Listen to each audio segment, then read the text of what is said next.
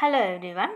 ഇന്ന് നമ്മൾ ഡിസ്കസ് ചെയ്യാൻ പോകുന്നത് സിഗ്നേച്ചർ എന്ന് പറഞ്ഞ ടെക്സ്റ്റ് ബുക്കിൽ module 1 autobiographical writings and memoirs എന്നുള്ളതിലെ ഫസ്റ്റ് ചാപ്റ്ററാണ് extracts from memoirs by Pablo Neruda. So first we need to know about Pablo Neruda.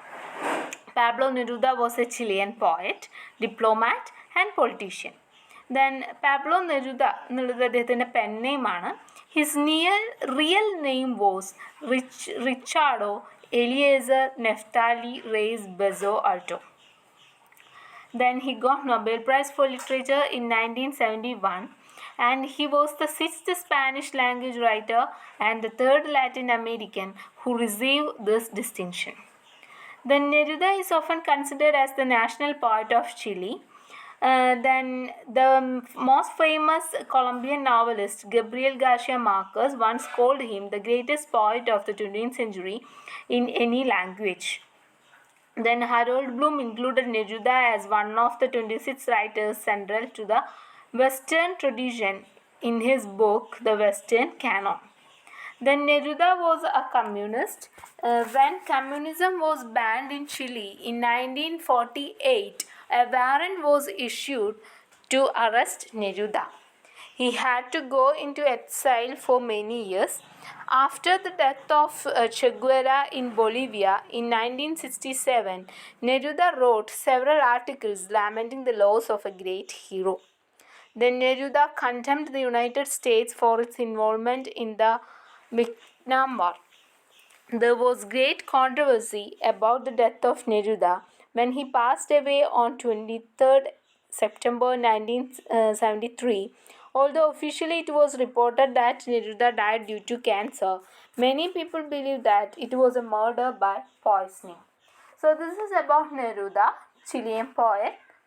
Then he got Nobel Prize for Literature in 1971. Then next we need to know about the memoir. So as the name suggests, memoirs are about his entire life, literary influence on him. A major portion of his memoirs details his political birth and subsequent political career, which simultaneously influenced his poetry.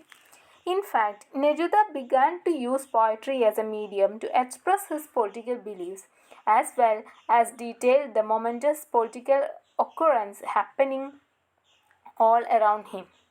In his memoirs, Neruda talks about several themes such as his politics, patriotism or nationalism, communalism, socialism, local politics, regional politics, world politics. Then the literary circle Neruda had moved in, all writers, poets, editors he met through his life. These are the major themes of the book and by extension his life. So memoirs എന്ന് പറഞ്ഞിട്ടുള്ള ഈ ഒരു ബുക്കിൽ അദ്ദേഹം എഴുതിയിരിക്കുന്നത് അദ്ദേഹത്തിൻ്റെ entire life തന്നെയാണ്. അദ്ദേഹത്തിൻ്റെ ജീവിതത്തിൽ വന്നിട്ടുള്ള പൊളിറ്റിക്കൽ ആയിട്ടുള്ള സംഭവങ്ങൾ, അതുപോലെ തന്നെ പോയറ്റിക് കരിയർ, ഇതിനൊക്കെ കുറിച്ചിട്ട് വളരെ ഡീറ്റെയിൽ ആയിട്ട് എഴുതിയിട്ടുണ്ട്. Then next is about the word. So the first extract in the anthology, The Word, is taken from Neruda's autobiography, Memoirs. അപ്പോൾ മെമ്മേഴ്സ് എന്നുള്ള ഈ ഒരു ഓട്ടോബയോഗ്രഫിയിലെ ഫസ്റ്റ് എക്സ്ട്രാക്റ്റ് ആണ് the word. The book reveals his life story and the history of Latin America. അപ്പോൾ ഇതിൽ മെയിനായിട്ട് പറയുന്നത് ഇദ്ദേഹത്തിൻ്റെ ലൈഫ് സ്റ്റോറിയും അതുപോലെ തന്നെ ഹിസ്റ്ററി ഓഫ് ലാറ്റിൻ അമേരിക്കയുമാണ്. Then he shares his passion for poetry and politics through his narration. He explains his intimate association with Lorca, then Vallejo, Picasso, Gandhi, Mao, Castro, Allende, and others. His self materializes as a poet when it compasses and assimilates the many lives he met during the course of his life. The section entitled The World is a great praise to the poetry. So it's written in a poetry form. Neruda relishes words, savors them and fondles them in an attempt to use them most effectively. അപ്പം അദ്ദേഹത്തിൽ വാക്കുകളെ എങ്ങനെയാണ് treat ചെയ്യുന്നതെന്നാണ് പറയുന്നത്. We see man in his word who is drunk with poetry revealing in its intoxication. അപ്പോൾ ഈ through out the പോയത്തിൽ ഒരു ഇൻടോക്സിക്കേഷനിൽ, അതായത് മദ്യം കഴിച്ച് ഉന്മത്തനായി എന്ന് പറയുന്ന പോലെ പോയട്രി, കവിത കൊണ്ട് ഉന്മക്തനായിട്ട് അതിൻ്റെ ലഹരിയിൽ ആറാടുന്ന ഒരു വ്യക്തിയായിട്ട് നമുക്ക് നെരൂദേനെ കാണാനായിട്ട് പറ്റും. The whole passage is rendered in italics and stands out like a poem. അപ്പോൾ ഈ ഒരു വോൾ പാസേജ് ഇറ്റാലിക്സിലാണ് കൊടുത്തിരിക്കുന്നത്. അതുപോലെ തന്നെ ഇതൊരു കവിത പോലെ അല്ലെങ്കിൽ പോം പോലെയാണ് നമുക്ക് തോന്നുക. ഇതുപോലെ തന്നെ കൊടുത്തിരിക്കുന്ന മറ്റു 3 ഭാഗങ്ങളും ഈ ഒരു കൃതിയിലുണ്ട്. അതായത് ഈ മെമ്മയർ എന്ന് പറഞ്ഞ ഇതിലുണ്ട്, ഓട്ടോബയോഗ്രഫിയിലുണ്ട്. അത് ഏതൊക്കെയാണെന്ന് പറയാം. The Reclining Goats, The Mask and the War, and the Poetry. The passage is replete with images and surrealistic expressions. It is highly suggestive and picturesque. So ഇതിൽ നമുക്ക് കാണാൻ പറ്റും സർറിയലിസ്റ്റിക് പ്രയോഗങ്ങൾ, അതുപോലെ തന്നെ ഇമേജസ്, ഇതൊക്കെ കാണാൻ പറ്റും. And it is highly suggestive, അതായത് സൂചനകൾ കൊണ്ട് നിറഞ്ഞതും അതുപോലെ തന്നെ വർണ്ണനകൾ കൊണ്ട് സമൃദ്ധവുമാണ് ഈ ഒരു portion. So this is about the word. ഇനി നമുക്ക് ഈ വേർഡിൻ്റെ എക്സ്പ്ലനേഷനിലോട്ട് പോകാം. So Neruda begins this passage in the form of a dramatic monologue. So all of you are familiar with dramatic monologue. There is a silent listener is there. So speaker is talking about his life. So he addresses the reader in an informal way. ഒരു informal വേയിലാണ് address ചെയ്യുന്നത്. He doesn't want to contradict or question the attitude of the reader. The reader can discuss anything he likes, but the writer has only thing to describe, and it is about words. In the 2 lines, or in the first 2 lines of the passage, he hints that he wishes to glorify words. അപ്പോൾ ഇവിടെ പറയുന്നത് റീഡറിനെ അയാൾക്ക് ഇഷ്ടമുള്ള കാര്യങ്ങൾ discuss ചെയ്യാം. But റൈറ്ററിനെ ഒരേ ഒരു കാര്യത്തെക്കുറിച്ച് ഡിസ്ക്രൈബ് ചെയ്യാനും പറയാനുമുള്ളൂ. That is about words. വാക്കുകളെ കുറിച്ച് മാത്രമേ പറയാനായിട്ട് ഉള്ളൂ. അപ്പോൾ ഈ ഒരു ഫസ്റ്റ് 2 ലൈൻസിൽ അല്ലെങ്കിൽ പാസേജിൽ നമുക്ക് കാണാൻ പറ്റും he wishes to glorify words. വേർഡ്സിനെ ഗ്ലോറിഫൈ ചെയ്യാനാണ് ശ്രമിക്കുന്നത്. The words sing, soar and descend. The writer bows to them and loves them. He clings to words, runs them down, bites into them and melts them down. He loves words very much. Sometimes they come to him unexpectedly. On some occasions he waits for them greedily. At other times he approaches them stealthily until they fall down suddenly. The writer likes vowels. അപ്പോൾ ഇവിടെ പറയാണ് ചില സമയങ്ങളിൽ എന്താണ് വാക്കുകൾ പാട്ട് പാടുന്നു, ചിലത് ഇപ്പോൾ പറന്നുയരുന്നു അല്ലെങ്കിൽ താഴേക്ക് ഇറങ്ങി വരുന്നു, അങ്ങനെയൊക്കെ ചെയ്യും. അപ്പോൾ എഴുത്തുകാരൻ എന്ത് ചെയ്യും, അതിനെ തല കുനിച്ചു വന്നിക്കുകയും അവയെ സ്നേഹിക്കുകയും തലോടുകയും ഒക്കെ ചെയ്യുന്നുണ്ട്. ദെൻ ചില സമയത്ത് വാക്കുകൾ റൈറ്ററിനെ തേടി വരുന്നു. ചില സമയത്ത് വാക്കുകളെ എന്ത് കിട്ടുന്നു, അപ്രതീക്ഷിതമായിട്ട് തന്നിലേക്ക് കടന്നു വരും. ചില നേരങ്ങളിൽ റൈറ്റർ വാക്കുകൾക്ക് വേണ്ടി കാത്തിരിക്കും, കൊതിയോടെ കാത്തിരിക്കും. ചില സമയത്ത് റൈറ്റർ എന്ത് ചെയ്യും, വാക്കുകളെ ഓടിച്ചിട്ട് പിടിക്കുന്നതായിട്ടും ഇവിടെ പറയുന്നു. Then writer likes vowels. റൈറ്ററിന് വവൽസിന് ഇഷ്ടമാണ്, അതായത് സ്വരാക്ഷരങ്ങളെ ഇഷ്ടപ്പെടുന്നു. കാരണം എന്താണെന്നാണ് ഇനി നെക്സ്റ്റ് പറയുന്നത്. They glitter like coloured stones. അവ വർണ്ണക്കല്ലുകളെ പോലെ തിളങ്ങുന്നു. They leap like silver fish. അതായത് സിൽവർ ഫിഷ് പോലെ അത് തിളങ്ങുന്നുണ്ട്. They are foam, thread, metal and dew. അത് പത പോലെയാണ്, നൂല് പോലെയാണ്, മെറ്റൽ പോലെയാണ്, അതുപോലെ തന്നെ മഞ്ഞുതുള്ളി പോലെയാണ്. In these descriptions we see a close intimacy between the writer and the words he uses. അപ്പോൾ ഇതിൽ നിന്ന് തന്നെ നമുക്ക് മനസ്സിലാക്കാം ഒരു റൈറ്ററും അദ്ദേഹം ഉപയോഗിക്കുന്ന വാക്കുകളും തമ്മിലുള്ള ഇൻറ്റിമസി അല്ലെങ്കിൽ ആ ഒരു കണക്ഷൻ എത്രത്തോളം ഉണ്ടെന്ന്. As far as a powerful writer in concerned words as his strength, the public get into a writer's mind through his or her works. നമ്മൾ പറയുന്നത് ഒരു റൈറ്ററിൻ്റെ ശക്തി എന്ന് പറയുന്നത് അദ്ദേഹത്തിൻ്റെ വാക്കുകളാണ്. അപ്പം അദ്ദേഹം എഴുതുന്ന വാക്കുകളിലൂടെയാണ് ഒരു വായിക്കുന്ന ഒരാൾ അല്ലെങ്കിൽ എന്ത് ചെയ്യുന്നത്, അദ്ദേഹത്തിൻ്റെ അല്ലെങ്കിൽ അവൻ്റെ ഓർ അവളുടെ തോട്ട്സ്, അയാളുടെ മൈൻഡ് മനസ്സിലാക്കുന്നത്. അപ്പോൾ റീഡറിൻ്റെ മൈൻഡ് പ്രതിഫലിക്കുന്നത് അദ്ദേഹത്തിൻ്റെ റൈറ്ററിൻ്റെ മൈൻഡ് പ്രതിഫലിക്കുന്നത് അദ്ദേഹത്തിൻ്റെ വാക്കുകളിലൂടെയാണ്. The writer runs after certain words. As they are so beautiful, he wants to fit them all into his poem. He catches them in mid-flight as they fly past near to him. He traps them, cleans them and peels them. He sits himself in front of the dish. Then he feels that they all a crystalline texture. They are vibrant, ivory, vegetable, oily, like fruit, like algae, like agates and like olives. ഇനി പറയുന്നത് ചില സമയത്ത് എഴുത്തുകാരൻ എന്ത് ചെയ്യും, runs, അതായത് വാക്കുകൾക്ക് പുറകെ ഓടുന്നതായിട്ട് കാണാൻ പറ്റും. അപ്പോൾ ചില വാക്കുകൾ വളരെ ഭംഗിയുള്ളതിനാൽ അവയെ എന്ത് ചെയ്യും, റൈറ്റർ കവിതയിൽ അദ്ദേഹത്തിൻ്റെ പോയട്രിയിൽ ഉൾപ്പെടുത്താനായിട്ട് ആഗ്രഹിക്കുന്നു. സോ ഈ റൈറ്ററിൻ്റെ അടുത്തിൽ കൂടെ അത് വേഗത്തിൽ പറന്നു പോവുകയാണെങ്കിൽ റൈറ്റർ എന്ത് ചെയ്യും, അതിനെ പിടികൂടുന്നു. അവയെ പിടിച്ച് ഒരു വൃത്തിയാക്കി, അതായത് ഈ വാക്കുകളെല്ലാം മടക്കി പറക്കി വെച്ച് ഷേപ്പാക്കി ഒരു മീനിങ് ഫുൾ സെൻറ്റൻസ് ഒക്കെ ആയിട്ട് നമ്മൾ മുന്നിൽ അവതരിപ്പിക്കുന്നു. അപ്പോൾ ഇവിടെ വാക്കുകളെ ഒരു ഡിഷായിട്ടാണ് അദ്ദേഹം കാണുന്നത്.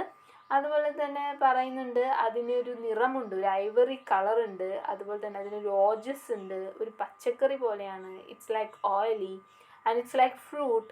അതുപോലെ തന്നെ വെള്ളത്തിൽ വളരുന്ന പായൽ പോലെയാണ്. പിന്നെ പറയുന്നത് വൈഡൂരം പോലെയാണ്, ഒലിവ് പോലെയാണെന്നൊക്കെ പറയുന്നു. സോ ഇവിടെ വേർഡ്സിനെ നമ്മുടെ റൈറ്റർ അല്ലെങ്കിൽ ഓതർ വിവരിക്കുകയാണ് ചെയ്യുന്നത്. Then the writer stirs them, ഇളക്കുന്നു, shakes them and drinks them.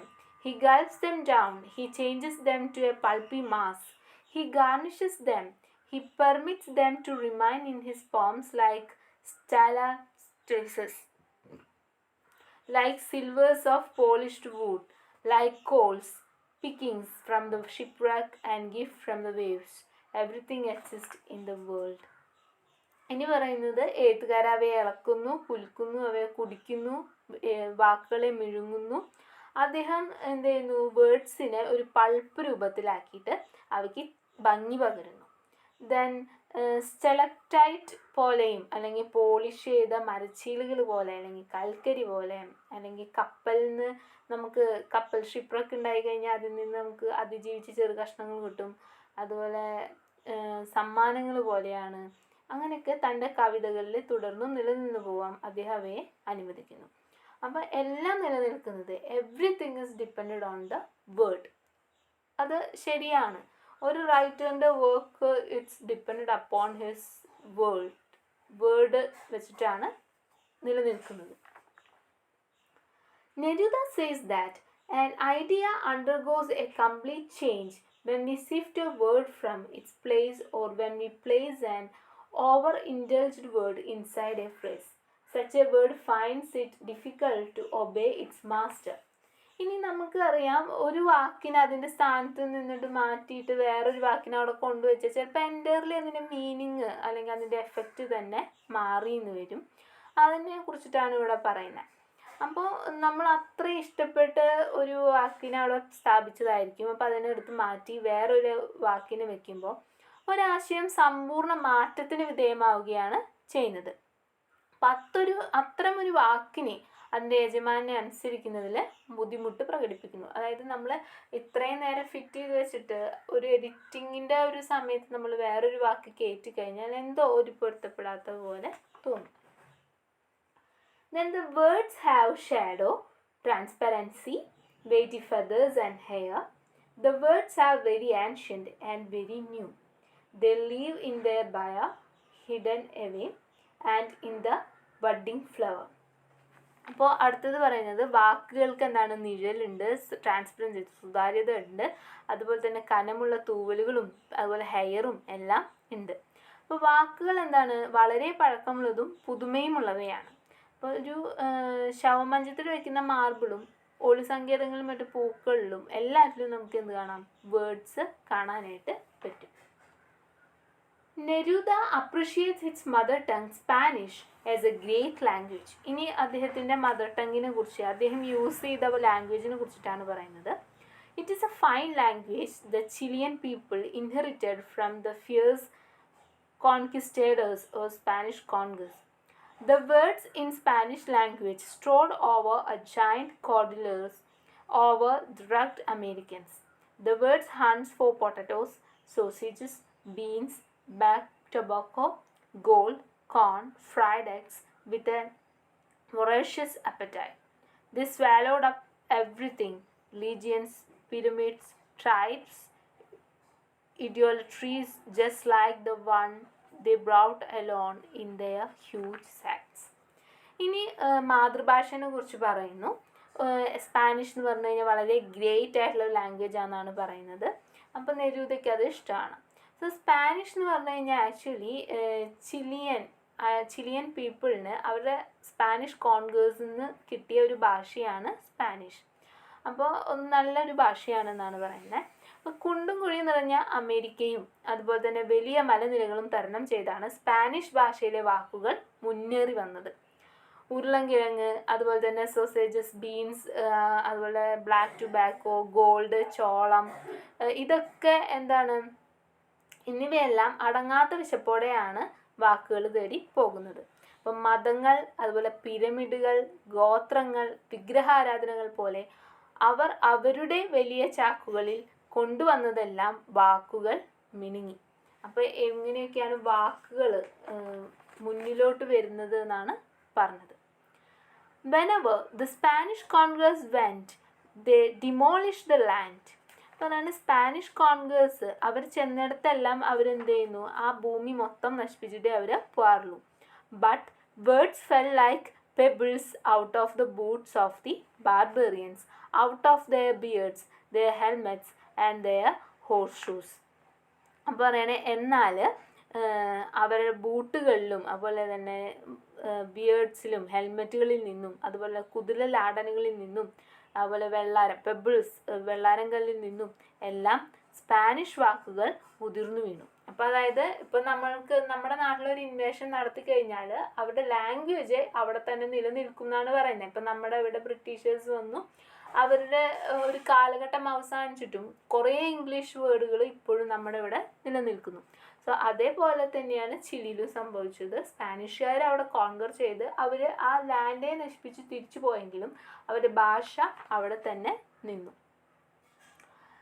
Then in one sense the Chilean people were losers because the Spanish conquerors exploited Chile to the maximum extent. In other sense the Chilean people were winners because the conquerors handed over the great Spanish language to them. Neruda sums up the loss and gain the Chilean people in the concluding 4 lines of the passage. അപ്പോൾ last ഭാഗത്ത് എന്താ പറയുന്നതെന്ന് വെച്ച് കഴിഞ്ഞാൽ, ഒരു തരത്തിൽ Chilean people, അതായത് അവിടുത്തെ ജനത എന്താണ്, വളരെ ലൂസേഴ്സ് ആണെന്നാണ് പറയുന്നത്. കാരണം അവരുടെ എല്ലാം ഈ സ്പാനിഷ് ആയുള്ളവർ കോൺകർ ചെയ്ത് കൊണ്ടുപോയി. എന്നാൽ മറ്റൊരു തരത്തിൽ പറഞ്ഞാൽ അവർ ഭയങ്കര വിജയം കൈവരിച്ചതാണ്. കാരണം അവരുടെ രാജ്യത്തെ ആക്രമിച്ച് കീഴടക്കിയവർ അവരുടെ മഹത്തായ the great Spanish language Chilean ജനതയ്ക്ക് കൈമാറിയിട്ടുണ്ട്. സോ ഈ ഒരു ഭാഗത്ത് നമുക്ക് 4 വരികളിൽ, അതായത് ലാസ്റ്റ് 4 ലൈൻസിൽ നമുക്ക് കാണാൻ പറ്റുന്നത് ചിലിയൻ ജനതയുടെ കോട്ടവും നേട്ടവും ഒക്കെയാണ്. അപ്പം നെരൂദ എങ്ങനെയാണ് അത് അവതരിപ്പിക്കുന്നതെന്നാണ് ആ ലാസ്റ്റ് പാർട്ടിൽ പറയുന്നത്. സോ ഇതാണ് നമ്മുടെ ഒരു എൻറ്റയർ സമ്മറി എന്ന് പറയുന്നത്. അപ്പോൾ ഇതിൽ പറയുന്നുണ്ട്, sometimes words comes like unexpected rain എന്നാണ് പറയുന്നത്. ചിലപ്പോൾ അവന് ഭയങ്കര ആർത്തിയോടുകൂടി കാത്തിരിക്കും, ചിലപ്പോൾ നമ്മൾ ഓടിച്ചിട്ട് പിടിക്കേണ്ടി വരും എന്നൊക്കെ പറയുന്നു. So he finds words from everything that exist in the world. ഈ ലോകത്തുള്ള എന്തൊക്കെ സാധനങ്ങളുണ്ടോ അതിൽ നിന്നെല്ലാം വാക്കുകൾ കണ്ടെത്താനായിട്ട് നെരൂദ ശ്രമിക്കുന്നുണ്ട്. The words gather its meaning through long journey from country to country and carry the inheritance of ancient culture and history. ഇപ്പോൾ ഓരോ രാജ്യങ്ങളിലൂടെ മാറി മാറി ചെന്നിട്ടാണ് വാക്കുകൾ ഇങ്ങനെ കൈമാറിക്കൊണ്ടിരിക്കുന്നത്. അപ്പോൾ ഓരോ വാക്കുകളിലും അതിൻ്റെ കൾച്ചറും ഹിസ്റ്ററിയും നിറഞ്ഞിരിക്കുന്നു. Neruda is so proud of the language. ഏത് ലാംഗ്വേജാണ്? അതൊരു സ്പാനിഷ് ലാംഗ്വേജ്. കാരണം മെക്സിക്കോ, പെറു എന്നിവിടെ നിന്നൊക്കെയാണ് അത് വന്നിട്ടുള്ളത്. In this small extract, he brings the memory of the great ancestors who struggled to build up a civilized culture. ഒരു civilised culture build ചെയ്യാനായിട്ട് struggle ചെയ്ത ഒരു ആൻസിസ്റ്ററിനെ നെരുത് ഓർക്കുന്നു. അതുപോലെ തന്നെ luminous birds are left here. They carried off the gold and left gold, that means the glittering birds, for the future generations. And he believes that the birds are the gift from the great ancestor. പറയാൻ ഇവിടെയുള്ള സ്വത്തുക്കളെല്ലാം അവർ അടിച്ചുകൊണ്ട് പോയി, അതായത് chilli അവരുടെ നാട്ടിലുള്ള സ്വത്തുക്കളെല്ലാം അടിച്ചുകൊണ്ട് പോയി. But അവരെന്താ അവിടെ വിട്ടിട്ട് പോയി? കുറച്ച് ഗോൾഡ് വിട്ടിട്ട് പോയി. അതായത് അവരുടെ ഗ്ലിറ്ററിങ് വേർഡ്സിനെയാണ് പറയുന്നത്. അവരുടെ ഭാഷ അവിടെ വിട്ടിട്ട് പോയി. സോ അത് ഫ്യൂച്ചർ ജനറേഷന് വേണ്ടിയിട്ടുള്ളതാണ്. അപ്പോൾ നെരൂദ വിശ്വസിക്കുന്നത് ആ വേർഡ്സ് ആയിരുന്നെന്താണ്, അവരുടെ ഗ്രേറ്റ് ആൻസിസ്റ്റേഴ്സ് തന്നതാണെന്നാണ് വിശ്വസിക്കുന്നത്. അപ്പോൾ ഇതാണ് നമ്മുടെ ഈ ഒരു വേർഡ്സ് എക്സ്പേർട്സ് ഫ്രം ദ മെമ്മറിലെ ആ ഒരു ഭാഗത്തിൻ്റെ ഒരു സമ്മറി എന്ന് പറയുന്നത്. ഇനി ഇതിൽ നമുക്ക് ക്വസ്റ്റ്യൻ ആൻസേഴ്സ് വരുന്നുണ്ട്. ഇപ്പോൾ ഇതിൽ ഗോൾഡിൻ്റെ they carried off the gold and left the gold എന്ന് പറയുന്നു. അപ്പോൾ ക്യാരിഡ് ഓഫ് ദ ഗോൾഡ് എന്ന് പറഞ്ഞാൽ അവിടുത്തെ സ്വത്തുക്കളാണ്, അവരുടെ മിനറൽസ് അങ്ങനെയുള്ള കാര്യങ്ങളൊക്കെ അവർ കൊണ്ടുപോയി. And left is the gold എന്ന് പറയുന്നത് ലാംഗ്വേജ് ആണ്. So thank you all.